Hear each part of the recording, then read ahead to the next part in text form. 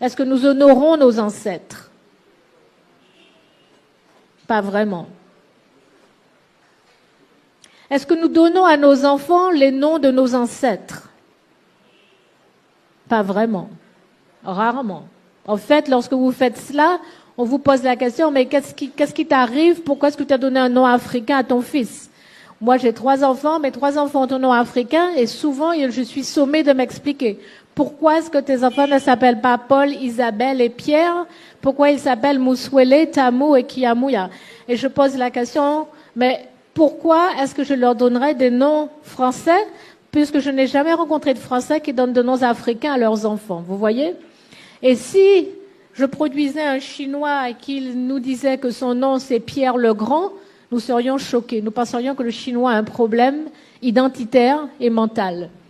Vous voyez? Mais nous sommes tellement habitués à être en décalage par rapport à nous-mêmes que ça nous étonne même plus. En fait, ça nous paraît normal.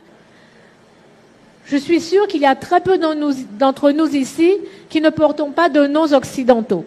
Pourtant, nous serons les premiers à dire que non, nous ne sommes pas des Occidentaux, nous ne sommes pas des Européens, nous sommes Haïtiens, nous sommes Africains, nous sommes Guadeloupéens, et pourtant nous avons des noms d'Occidentaux et ça ne nous gêne pas plus que ça. Je parlais à une jeune fille, elle me disait, moi je suis libre d'avoir le nom que je veux. Mais non, on n'est pas libre, ça nous est imposé, nous acceptons ça en pensant que finalement c'est universel, que les noms européens sont universels. Moi je pense que on ne peut pas usurper une identité. Oui, mais attendez, il y a une époque où nos parents, quand ils venaient faire des études ici, ils francisaient leur nom, enfin, pour passer, pour que ce soit plus facile. Ce sont là des complexes. Leur posait pas de problème. Ce sont là, Madame Djeki, des complexes qui nous ont été légués par la colonisation, parce que les Africains sont convaincus jusqu'à aujourd'hui, en 2009, que porter un prénom africain, c'est porter un fardeau. Dès lors qu'on a mis ça dans sa tête, on a du mal après à changer. C'est comme un ordinateur. Une fois qu'il est programmé, tout se fait systématiquement. Je pense que tout part de l'éducation. Le prénom ou le nom influe sur l'enfant. Si vous appelez votre enfant Sundiata, que vous lui expliquez qui a été Sundiata, je pense que il aura une certaine conduite. Le véritable problème, c'est que nous voulons vivre avec des cultures d'emprunt.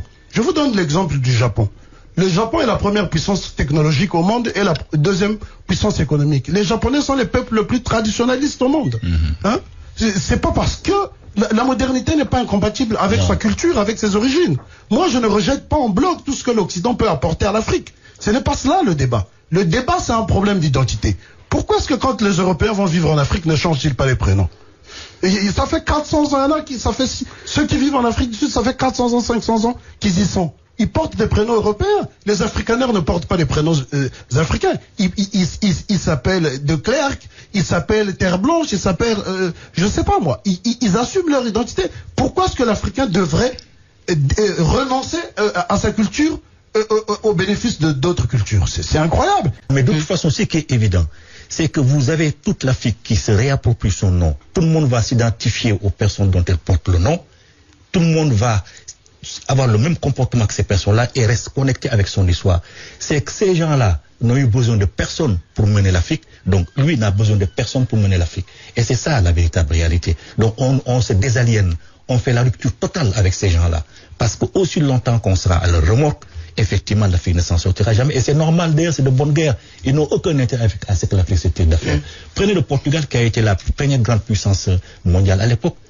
Qu'est-ce que le Portugal maintenant? Le Portugal est devenu le pays le plus arriéré d'Europe parce qu'elle a perdu toutes ses colonies en Afrique. La France, ce sera pareil si la France perdait ses colonies en Afrique. Et si les Africains se réapproprient le authentique nom, se comportent comme leurs ancêtres, mais c'est fini, l'Afrique va se tirer d'affaire. Parce que je vous ai dit, ce sont les valeurs spirituelles, les valeurs morales qui fondent la personnalité de l'individu. Donc qui lui donnent la confiance en lui. Une fois que ce peuple a confiance en lui, mais il peut réaliser tous les miracles possibles. Il n'y a pas de miracle qui puisse lui résulter.